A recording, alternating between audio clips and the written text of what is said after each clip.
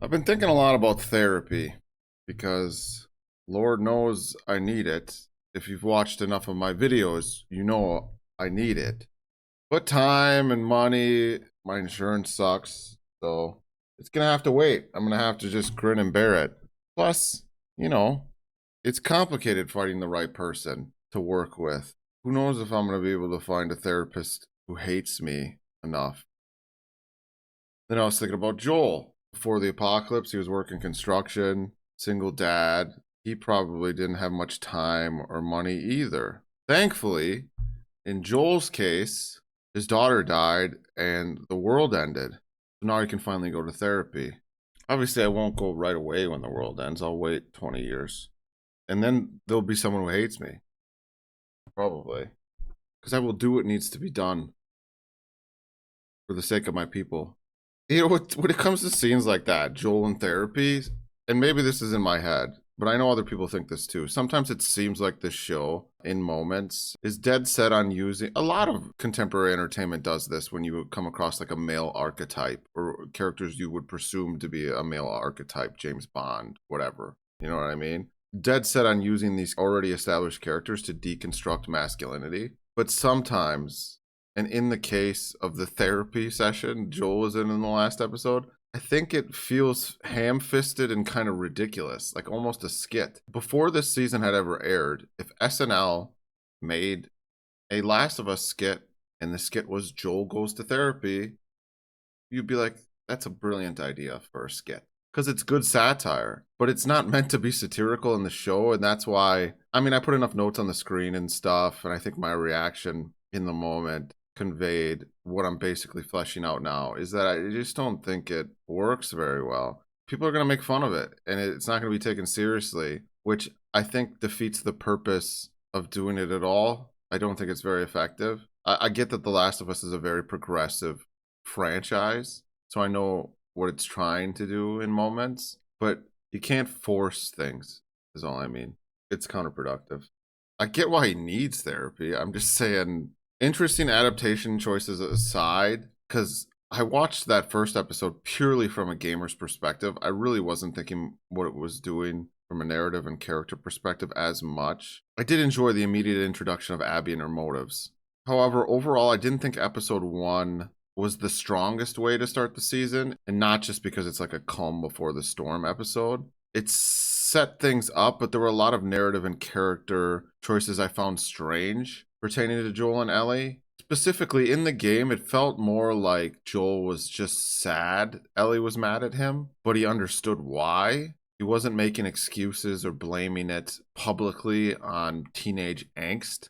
So that was definitely a decision. In addition to Ellie and Dina's problems with authority, it feels like them having Joel talk about Ellie being this rebellious teen and then have her actions and Dina's actions to reinforce that is more just a misdirect for new audience members who don't really know where she's coming from. And that's going to get fleshed out in flashbacks later on, obviously. It's just kind of a shallow thing to do, and I didn't really like it because it felt out of character for both of them. In part 2, the game, Ellie's more of a misanthrope, where here I guess she's kind of more of the same from season 1, which maybe makes sense.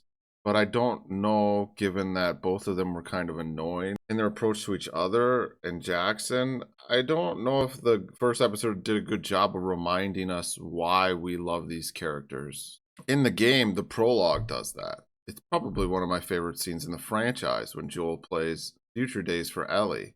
And don't get me wrong, when this show tries to completely replicate scenes from the game, they always fall short of the game. The one thing I've come to terms with is that the game is the definitive way to experience the story. It really never needed to even be adapted. I do enjoy that people who are never going to play the game get to experience the story now, but maybe that's also why I'm so nitpicky, because it just doesn't live up in a lot of ways, and it was never going to. I remember when Game of Thrones first started airing, and one of my buddies was a huge fan of A Song of Ice and Fire, and he didn't like Game of Thrones, even though this is way more faithful than Game of Thrones was to Martin's work. I mentioned at the beginning of the last episode that I don't feel as connected to these versions of the characters. After that last episode, I don't even know if I like them as, like, I don't even know if I care as much. And maybe I'm just on the defense because I know what's coming. And maybe that's a good thing because I'll be able to follow Abby's story and not care as much. It's probably a lot of that. I just am not gonna, I'm just not going through what I did the first time around. And again, maybe that's fine because Abby is given the best shit to do in part 2, which originally just felt like a way to force us to like her. Everything they did with her just felt so ham-fisted and forced as a way of getting us to like her. That being said, I've seen enough this morning to know that this is the episode. I didn't watch it last night when it dropped because I wasn't feeling good. I did think that Joel would die in the first or second episode because they got to do it early in the season so that people feel that same sense of loss and or feel slighted. It's also probably smart to rip the Band-Aid off. Everyone pretty much, I imagine even people who didn't play the game probably know what's coming. So it's better to just get it over with and see if this show can stand on its own without Joel. I feel like a lot of the decisions in the first episode and in this show in general have been made to kind of prevent the same sort of backlash the game received when Abby took a golf club to Joel. His death, in my opinion, is foreshadowed a lot more. Even in season 1, this season they already had his therapist hate him just to remind us that other people hate Joel before Abby kills him. And then, of course, the conversation with Maria, which also harkens back to Maria's monologuing about him in season 1. I think in this episode, Jackson's might be overrun by infected. That was sort of hinted at the end of the last episode. And then what happens on patrol in the game may happen in Jackson. Maybe not. All right. Here we go again. Reaction channel. Let's ride the coattails of other people's art. I mentioned that I've seen more than enough online today to know that this is the episode. Like there's a bunch of headlines and articles dropped and features and interviews with the cast and the showrunners because HBO's PR team is working overtime to be like, chill out, everybody. Through the valley, I walk through the valley of the shadow of death. The first time I heard that song was the very first teaser for part 2. And it was the first glimpse we ever got of adult Ellie playing the guitar in some abandoned house. And then Joel strolls in. Even then, he seems like a ghost. So everyone probably pretty much knew Joel was going to die in the second game. What pissed people off was just the way they went about doing it. And then telling us immediately to love this other character. What we loved about the first game was the central relationship. Yeah!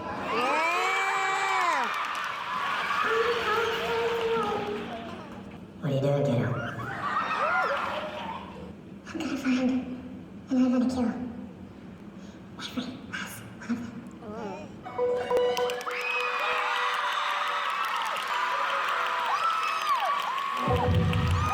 And the problem with forcing people to ruminate on how, yeah, everyone has their own perspective and their own motives is, even in real life, we don't give a fuck about that. I mean, we do, and we know it, but it's like reminding someone not to forget their umbrella every time it rains. Not everyone even owns an umbrella. And if you keep telling us every time it rains not to forget our umbrella, even when we don't own one, we're just going to be like, okay, shut the fuck up. I think you get what I'm trying to say. The game made us play for Abby for so much longer than Ellie. And Ellie would kill people, and then we'd see from Abby's perspective their relationship with Abby after Ellie would kill them. And they'd be like, well, okay, I kind of figured that before. Just make me kill dogs and then show me Abby petting a dog. It's kind of ridiculous. Sorry, I don't mean to rant. Go off on a tangent.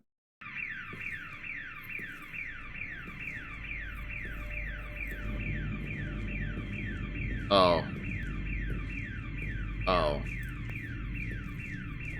See, again, this would have came much later in the game. He's dead. Way after Abby kills Joel. Who? So this is a dream, just like in the game. You. Oh, is this like supposed to represent who she becomes before her dad's death and after her dad's death? Back. No. Yeah, because this moment is like what changes her His brains into are on the this floor. person. Well, his brains are on the floor, which is why she wants to put Joel's brains on the floor. Very intentional again, so we don't think she's sadistic. That's kind of cool. Like, that's a cool element to add to the dream sequence. Who she is before, who she becomes. Yeah, she wakes up. I did like that. Oh, okay, I'm gonna pause this quick. I got something I want to say. Sorry, guys. Because, and this is what I was sort of saying at the beginning of the last episode, I said it was better. What I meant by it was better, fleshing out Abby and her motives before Joel's death as opposed to after. If the show, and it is what the show is doing, wants to protect her character and the actress, probably. It's possibly and probably an attempt to get the audience to understand her before she does something unforgivable. In the game, you just don't care to know anything more about her after she does what she does. I'm not saying this approach will be more effective. I don't know. I'm just recognizing it for what it is. Ultimately, I think most people aren't going to care and will become bored of the two sides to every story message, like I've talked about before. There's only so much you can do with that. You can draw parallels between Abby and Joel, Abby and Ellie. You can mirror their stories from season 1, Abby's story in season 2, and you can do that over and over and over again. But if it doesn't develop beyond that, it's just kind of exhausting and depressing, and it's just an exercise in misery. Also, I think it's worth mentioning that when I played the game, I assumed Joel killed her parental figure before that was even revealed. And I think most people just assumed, okay, Joel killed someone she loved. In addition to, oh, it's because they didn't get a cure or something. It wasn't a huge reveal, in my opinion. So I think there's going to be people arguing that, oh, we shouldn't have gotten all this early in the story about Abby, but it's not that big of a reveal anyway. Like, you can make that assumption. This, with Abby's talking to herself in her sleep, is probably more effective way to humanize her because it implies that she doesn't like who she's become in the wake of her father's death, which, you know, also is foreshadowing how Ellie's not going to like who she becomes in the wake of Joel's death. If he doesn't actually die in this episode, I'm just blatantly spoiling everything, but whatever.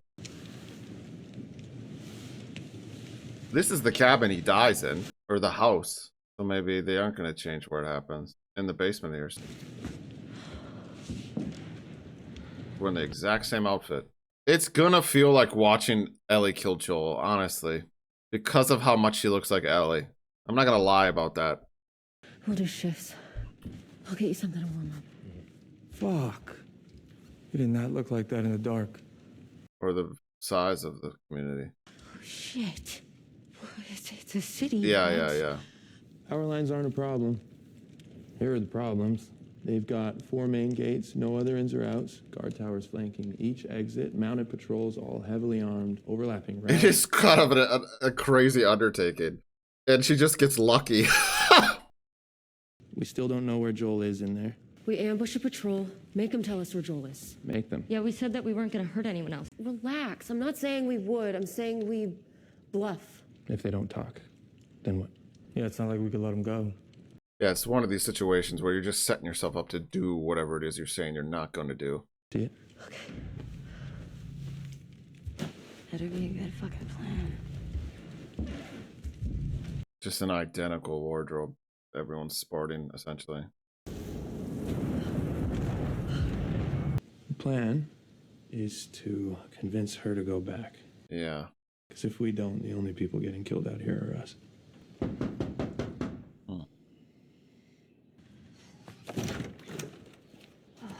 Hey. Wow, you... Oh, this is the beginning of the game after the 5-year time jump. 8 a.m. patrol. It's 8? This No, is, yeah. 7:30. I said that they changed it. They just showed us before this, obviously. I heard you had quite the night after I left. Yeah. She kissed me. It was just Dina being Dina. It didn't mean anything. It didn't. I wouldn't do that. I'm screwing with you, man. I already know. I don't care. Come on, get dressed. Yeah, this whole scene's straight out of the game. Some added dialogue, but you know. It's kind of fucked up you did that, though. You know, one of my favorite new characters from the second game was Jesse. Jesse was great. Jesse and Lev were the best new characters. Hands down. Somebody told the council a ghost story about the world's smartest infected, and now everybody's spooked out of their mind. It wasn't a ghost story. You know what? No offense, man. I'm gonna do my patrol with Joel. You know, Yes, offense, because that's the one person you've been avoiding like the plague. Well, we're better now, okay? As of when? Because last night Yeah, I know what happened last night. Can you shut the fuck?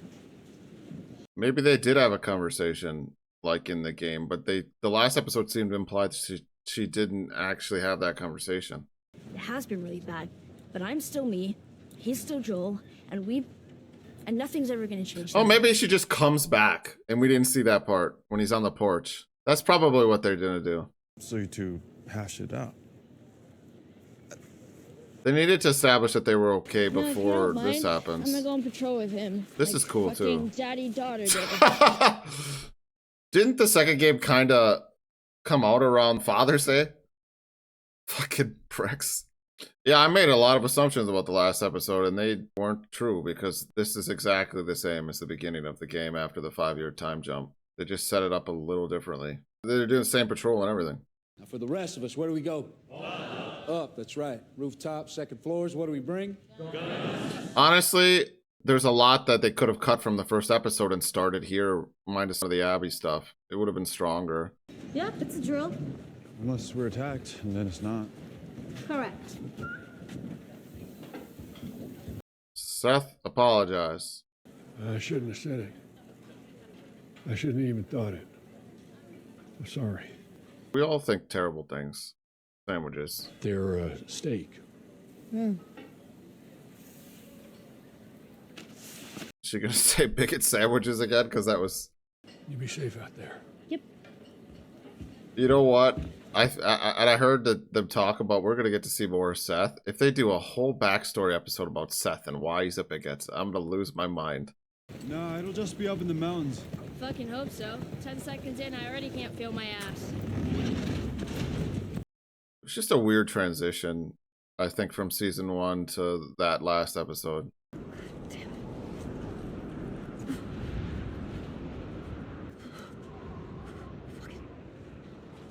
I'll just say real quick while she's out here just doing things.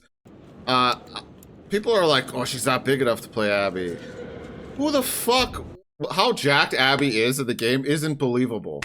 There's no way that she could naturally get that big. I get that she's working out a bunch, or was working out a bunch, because she's so pissed at Joel. There's Joel and Tommy. Wait, no, Tommy wouldn't be out here already. He was just made a speech. Is that Joel and Ellie? I mean, Ellie and Jesse?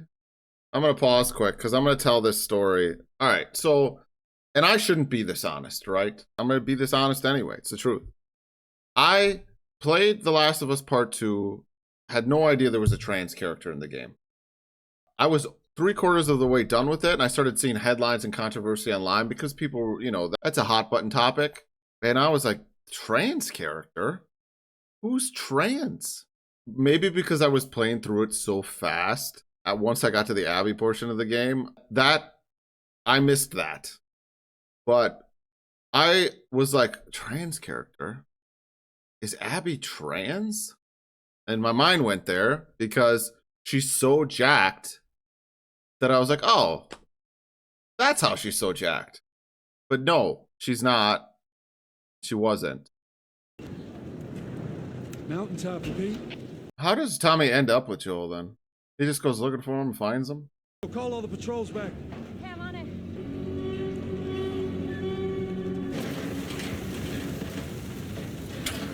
That's kind of funny.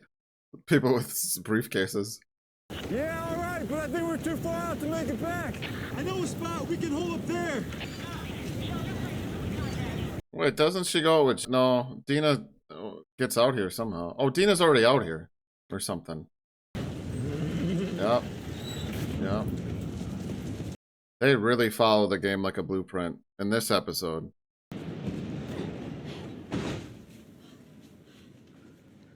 Mm-hmm. Do you see a 7-Eleven full of weed?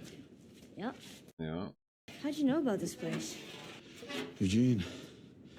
No one needs therapy because they get high all the time. Said Maria wouldn't be supportive of his farming. We're gonna get a Eugene flashback episode for sure. What the fuck? He was a firefly? What? Eugene was a firefly? He said he was tired of killing people. I think he was in Vietnam. That's a nice twist, I guess. It also illustrates how Eugene was no angel either. Guy makes it through a war. End up going out like that. What are you gonna do? Couldn't be saved. So he's probably just bit.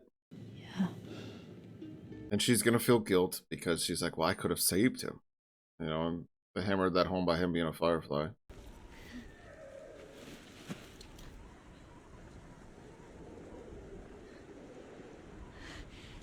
It's gonna be Joel and somebody. Joel and Dina. It's totally gonna be Joel and Dina. That's why they set that up, and they set that up in the last episode. That's new. Dina's gonna play a different role in this encounter for sure. Maybe Dina is the one who's like, Joel, chill out. She's friendly, can't you see? She's got a nice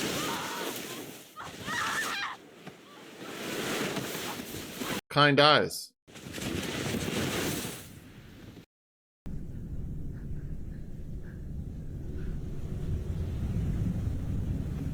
Damn.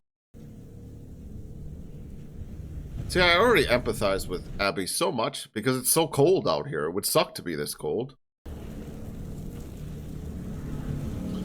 I think I already accidentally called her Ellie, but I don't remember.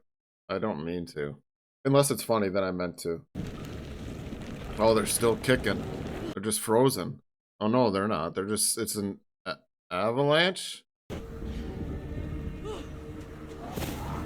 Oh no, they're kicking. Yeah. You know, I don't know if this is intentional with the infected stampede, but I'm thinking Lion King now. Dad died in that too.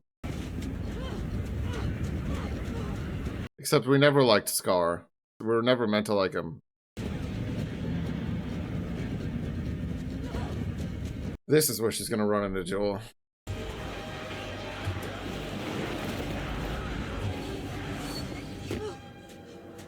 They're gonna do the thing with the fence too, aren't they? Yeah. Yeah. Yeah. They'll come on here, they'll start collapsing, Joel or grab. It's such a great reveal in the game. And they're gonna do the same thing here. He's gonna grab, come on, let's go. You're like, it's Joel!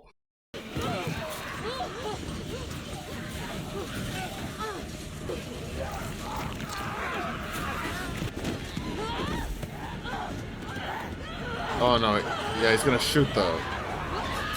No. Yep, they did exactly the same with the high-pitched ringing, the hand, and then the watch. You're like, oh my god, it's Joel. Can you run? Run! This is what pissed everyone off. It pissed me off too. He's like, he saved her! He saved her! She's like, what? What? Joel, what? Any bites? Let's go. She looks at the gun. She's... Now! Look, Abby, he could be your dad now too. That you need that a surrogate father. What did I watch recently where someone killed someone's dad and they were like, I forgive you. Something. It could happen. Yeah. Good. We're gonna need him. Get on. Oh yes. She rides with him. Fuck me. You heard from all of them, right? They're on their way back? Except Joel and Dina. Where the fuck are they? I don't know. It is an interesting change that he's with Dina, not Tommy. I don't know why Dina would go with Joel in this, though.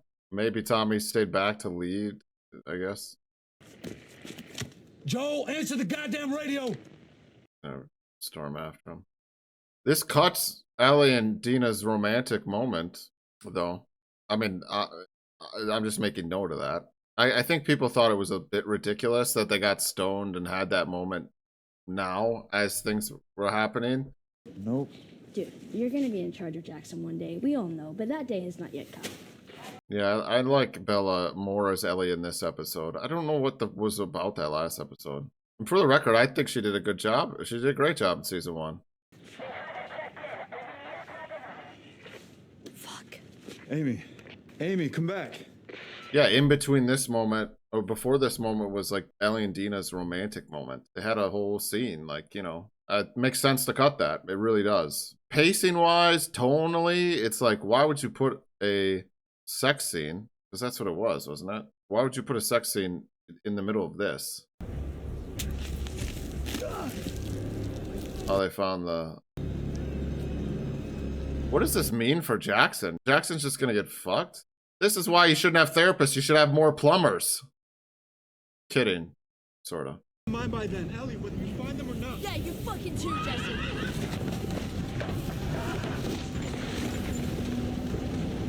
No, we gotta go faster! I know, I'm trying. This is paced really well, too. This episode. What the hell? Because so there's going to be cordyceps in Jackson and outside. Because they're communicating.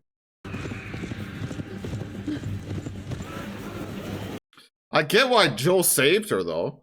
Because she's thinking, why does this girl look like someone I think I knew in an alternative universe? I'll help her. This guy's got to brush his teeth. You don't brush your teeth in the apocalypse, but you get therapy. Oh, Jesus, dude. They're going to up the stakes and everything of this episode by having Jackson overrun or stormed. They're coming! Raiders are infected! Infected! 5 minutes out! That's why Tommy's in Jackson. Go! He's not going to go. He's not even going to be with Joel when he dies. Does it make sense for him to leave now, though? Is he leaving? No. No, he's not. Get off the street! Yeah, they're making this way more... This makes sense as to why now there wouldn't be reinforcements or people to get Abby and her crew after they do what they do. That does make sense to do that. Also, it's just more exciting.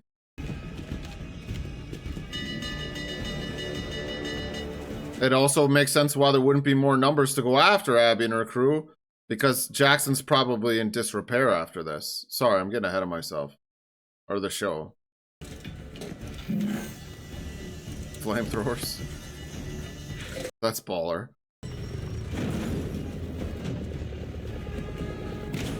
Where's Gail, though? Is she helping?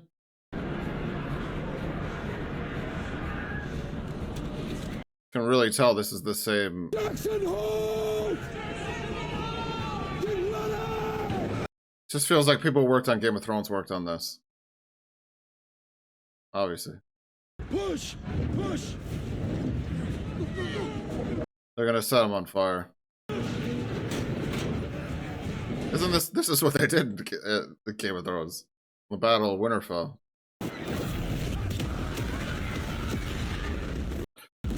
They really said that they wanted to up the feeling of the threat of infected, which was a gripe people had with the first season, and they're really doing it here.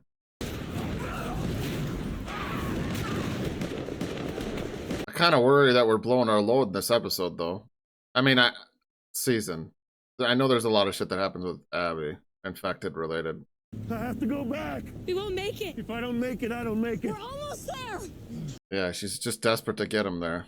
It's like a minute. We've got blankets, ammo. My friends can help you get back. We can fight. You know what? This also makes sense too. We didn't need all that crap about him wanting. I mean, yeah, him help letting people in, but also she's giving him a reason to be like, we need help at Jackson. He's gonna let his guard down out of desperation, which makes more sense than in the game where Tommy and Joel were just like, "Oh hey, I'm Tommy. This is my brother Joel. We live over there if you want to come." So this is an improvement. Again, very intentional changes to make all of this easier to swallow, even though it's not easy to swallow, regardless. Fucking bloater.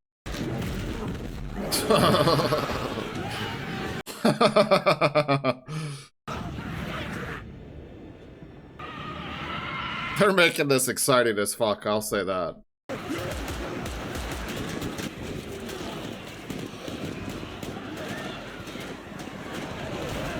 This shit was Mason's idea.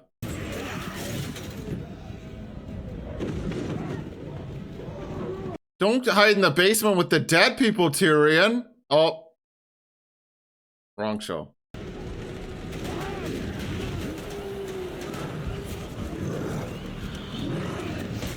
Tommy versus a bloater and Joel versus Abby.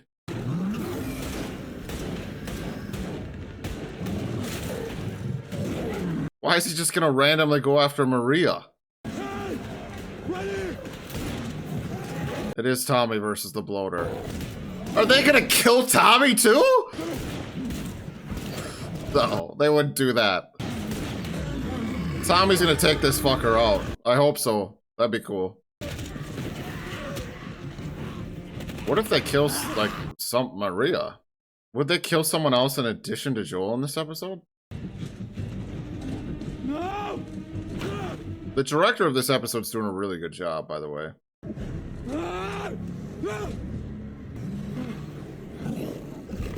This bloater's just taking a stroll, doing whatever, going places, looking around.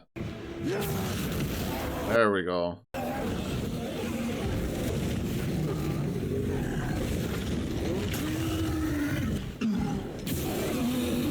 Oh, Maria's gonna show up and take him out. Is that what's gonna happen? It's gonna be like a last minute thing because when we think Tommy's fucked. He's burning it down to its final bit of health.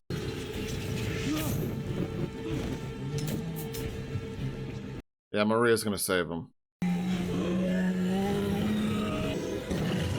Or he's just, yeah, I guess that's how it goes.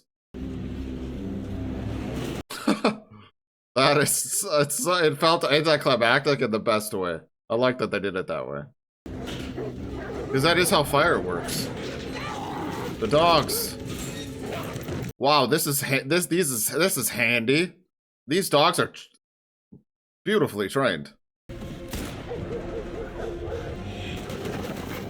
The dogs to the rescue. That's awesome. It's like John Wick 3?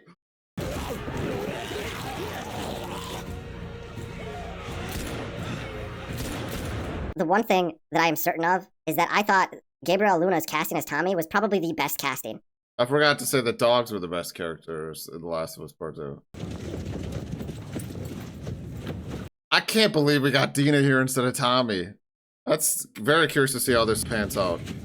It's gonna mean that his death and all this is it's gonna give Dina more motive and investment in the journey, I guess. Help them too. Yeah, to not arise suspicion. Sorry, I don't mean to laugh a bunch. It's just the defense mechanism. Sorry. I see just a little frostbite on your wrist, but it's not too bad. I'm gonna take a look.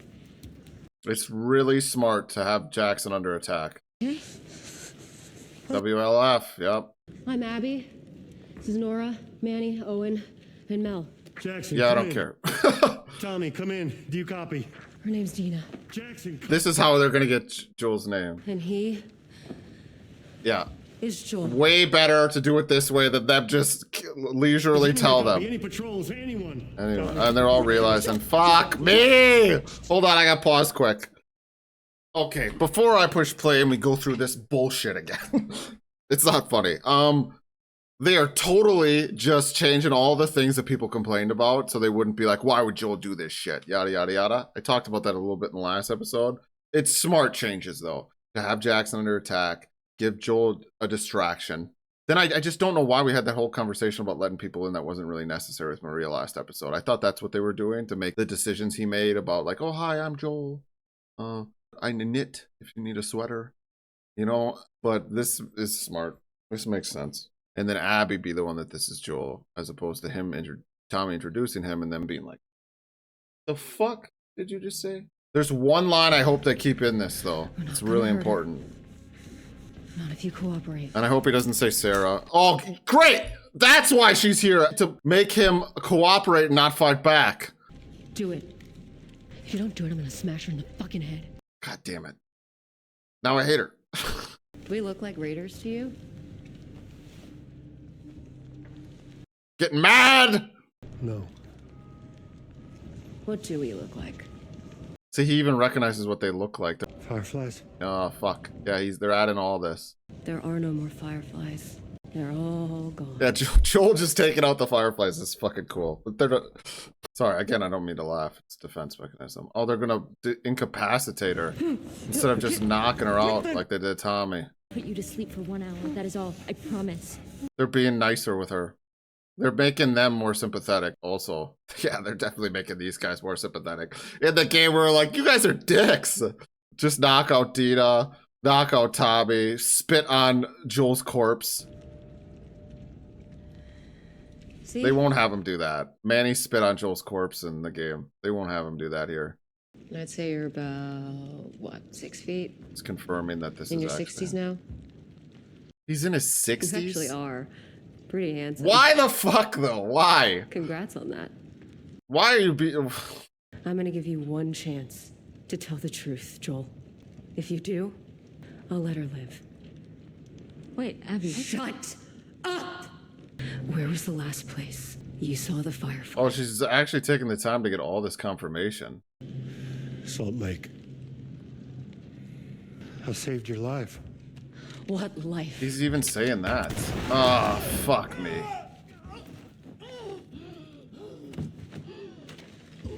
I don't want Joel begging or anything like that. I just want him to be like, say whatever speech you got rehearsed. Get this over with. Like, accepting it and being like, fuck you, I don't care. You're tough. I guess you probably have to be killing all those people. Did you count as you went, or? In the game, she's just angry as fuck, but this is more like... And one doctor. Comic book villain. An unarmed doctor. Oh, she's just straight up talking about her dad. Oh.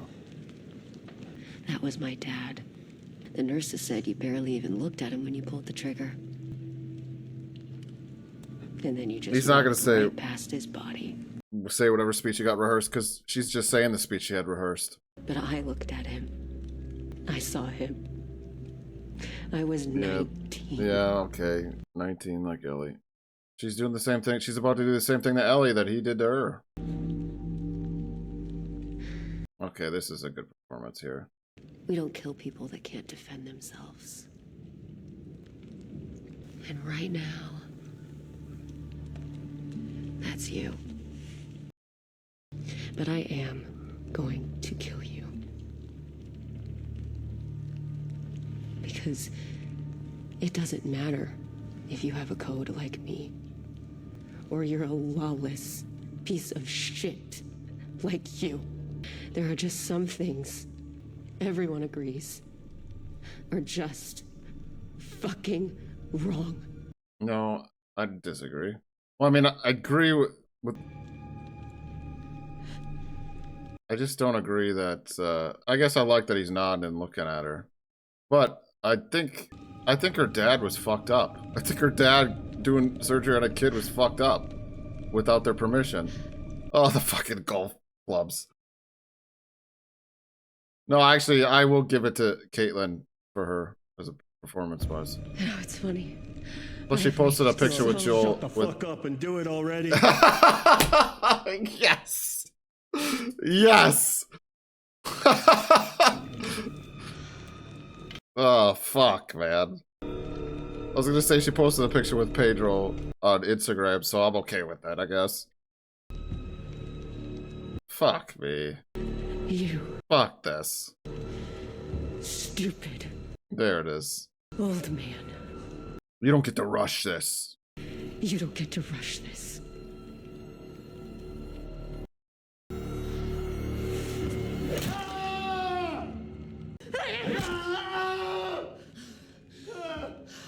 Oh, he's nodding.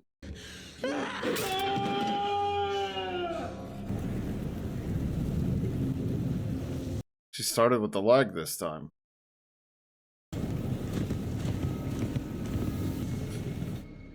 Ah, and she's punching him.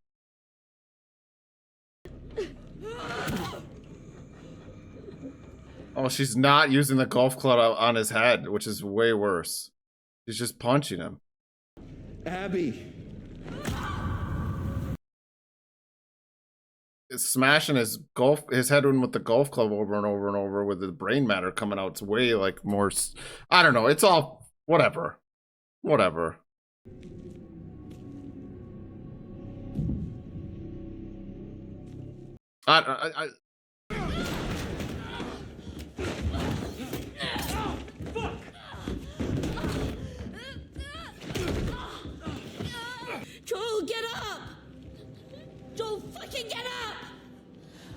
Joel, get up. End it. Joel, get up. Fucking get up! He's gonna try and get up, kinda. Well, I mean, he would be able to. He's only getting punched by this girl. No. Please, no, please don't. Please. Oh, he's just gonna... Is he gonna stab him in the head with the... Please don't. Please don't.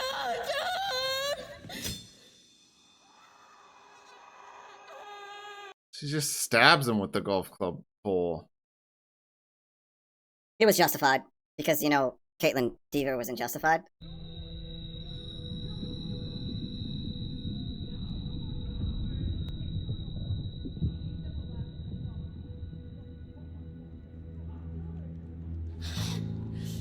Oh, Bella did a really good job with that.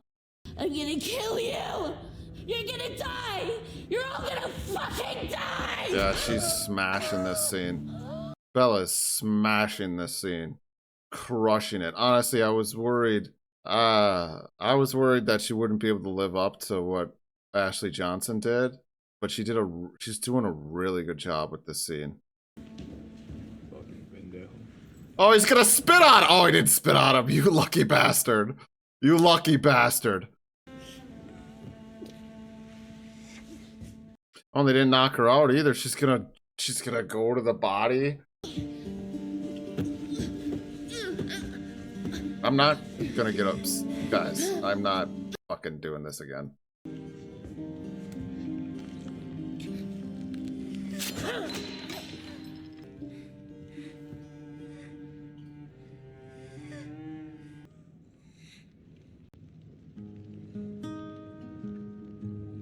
Through the Valley by Ashley Johnson. I walk through the valley of the shadow of death. That was a brilliant touch with this at the end. Me, because I know I'll kill my enemies when they come. Anyone who was expecting tears or me to get really fucking mad, not doing it. I told myself I'll talk about it in a minute. And I feel no evil because I'm They really, not having Ellie knocked out is a good... walk beside the still waters and they restore my soul. But I know when I die. Having his body dragged behind the horse, Jesus.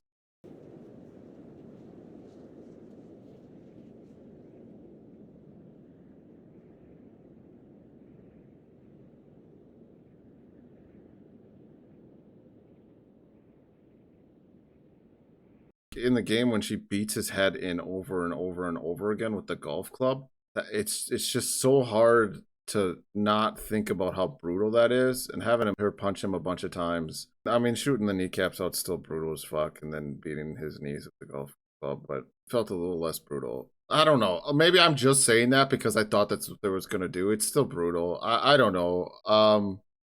I will say, I don't know.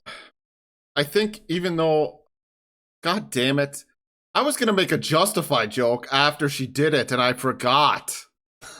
I wanted to do that. I'm just gonna make the joke now, then cut it into that moment, and then you'll know that it's fake when you see this. It was justified because, you know, Caitlin Dever was in Justified. Oh, here's the thing about Joel's death. The first time around, and I had seen the leaks before I played the game, but I didn't really necessarily know how it was gonna go down. I was absolutely crushed. I actually grieved video game Joel Miller. There were stages. I was so upset. I don't know if I've ever felt that way about a character dying in anything. No, that's not true. But it's one of those moments that sticks out in my mind where I was like, wow, I really was upset. I was disconnecting myself from this a lot because I just have no intention of feeling that way again. Also, this isn't my Joel anyway. Hashtag justice for the real Joel. Whatever that means. Yeah, when you know it's coming and when you've been through all that years ago, there's a disconnect. I'm just not going, yeah. This was a good episode as far as adaptations go. In regards to the overall story, I'm not saying I like it. Like, you can't change the story at this point. Joel is always going to die. They're not going to rewrite the whole part 2. I was surprised that Caitlin Dever made the decision to be like very, very snarky and malicious, but I think it does make sense. I think the emotion she portrayed and the conviction was very well done. Again, it's easier for me to compliment her as Abby because I've liked her in other things as an actress, so I don't just associate her with this character. I fucking hated Abby in the game. I don't know if I like Abby right now, but I like Caitlin as an actress. This will be the nastiest we see her, really, because now she's just going to be coming off that, oh, not feeling great about her revenge, and we'll just follow her as a character, reverting back to whatever she was before her dad died, kind of. Again, Bella Ramsey really did a good job with that scene where she's pleading for Joel's life, and then she gets really angry and she's all broken. And even her looking back at his body when they're riding back into town. And the decision to not have her knocked out and then lay on his body and be with him at the end-ish was good. That was a good creative choice. I do think the relationship needed more development before this, but it is what it is. That's, I think, how all gamers feel. I'm never going to really know, and I know that just viewers of the show say we feel very connected to Joel and Ellie. In my mind, feels like I just don't think you guys understand how much that relationship meant to gamers. But it doesn't really matter, because I think the fans of the game, the first game, are way more hardcore and way more enthusiastic. I think the game will always stand the test of time. I don't think people will come back to the show as much as they come back to the game. The show, as far as adaptations go, I think the show is good. I don't think it's a masterpiece in the same way that the game is. It'll be interesting to see what happens with this show moving forward. Joel will be in some things. There'll be flashbacks. But how long can they really draw out this season and next, following Ellie and Abby? Will people be interested? Gamers will watch for the same reason I'm watching, just out of curiosity. But I wonder if casual viewers will stick with it. I think I saw an early review. I didn't read it, but I saw the headline. I don't remember what it was. Someone said, I think it said, too much them, not enough us in The Last of Us. Meaning that, again, a reviewer of the show didn't feel like there was enough Joel and Ellie, that we were focusing on characters that we didn't care about.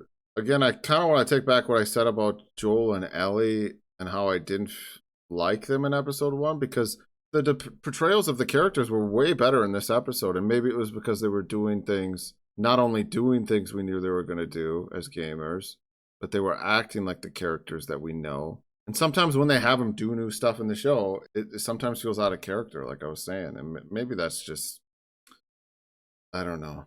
Maybe I'm just blinded by the games. In the game, the main reason I thought it might work the way they did it the first time around is because you do start off so upset with Abby. It's a good way to start out a revenge tale, because you are so upset in a way that I don't know if people have ever been upset in regards to revenge tales. Like, you think of revenge movies and revenge shows, whatever, you don't get to experience the same sort of connection with whoever is killed that you do in this story.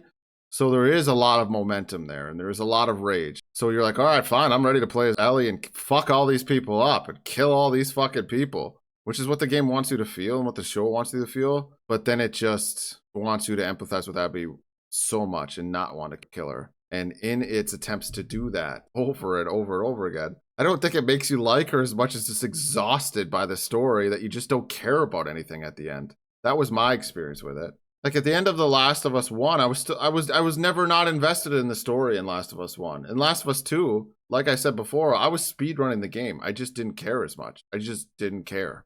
I really just don't know if I see how this show in its second and third season won't feel drawn out. I think there'll be moments that are super intense and fun to watch and really well filmed and acted. Do not get me wrong. But as an overall story, like, if there isn't a Eugene episode, because I think I saw a still of the actor who plays Eugene. If there is a flashback and we see what happened with Eugene and Joel and stuff, how is that not going to kill the momentum of the season? When you finish The Last of Us Part 2, but there's a song that plays, performed or sung by Ashley Johnson and Troy Baker. And that fucking broke my heart. Oh, it's Wayfarin' Stranger. Troy Baker and Ashley Johnson do a cover of Johnny Cash's song. It's amazing. And I don't know if I was sad when that song played because of the game, or I was just sad because I thought of Joel and Ellie, and I thought about everything that I wanted and how that's never going to come to pass now. I never thought the relationship was going to be going great in Jackson. I don't think anyone ever thought that, because she doesn't believe the lie at the end. And that was only going to eat away at her and Joel's relationship. But so tragic and so devastating, just for the sake of tragic and devastating, isn't always the right call. I know Neil Druckmann gets a lot of shit. And I think the reason he gets a lot of shit is because sometimes it just feels or felt like he would just make creative decisions because he knew that they were the direct opposite of whatever fans wanted. And as a fan, when it feels like that's why a creative decision was made, all of a sudden everything becomes very contentious and antagonistic. The relationship between the creator and the fan base. It's almost sort of like having a problem with authority, right? If you create something and people just want more of what you create, and you're like, well, I kind of want to do something differently, then you feel spiteful and you create things out of spite as opposed to honoring what you actually did before. And I don't know. Also, it's probably worth mentioning Bruce Staley, who was the director on the Last of Us game. He doesn't get mentioned enough, really. Neil was the creative director and then writer. But obviously it takes more than one person to make things. People are going to think I'm mentioning that because there's arguments online about, oh, well, the only reason The Last of Us 1 was good is because Bruce Staley rejected all Neil's bad ideas. That's, who knows what happened behind the scenes? Who knows? The creative process is always a collaboration. Just like Neil and Craig Mazin collaborate on this show. And I think the changes they make are fascinating. That's one of the reasons I enjoy watching this show. It's because of how fascinating I find the adaptation process and why do they do this? Why did they do that? All right, I'm going to stop here because I have to. This probably, unless it really catches on as a series and people want to see more, this will probably be the Last of Us Season 2 video I do, because I don't need to keep making reactions to this show. I know what's going to happen more or less. I'm at risk of hate watching this, and I don't want to do that. I don't think there's any value in that. I said more or less everything I have to say in this video, I think, for now. If I don't add anything else, big love to those of you who are bored enough to join me. Let me know your thoughts in the comments. Drive me off this platform if you must, otherwise like, subscribe. Dislike for cathartic reasons. Drink water, stay young, and remember, don't be an idiot. Be a buffoon. Peace.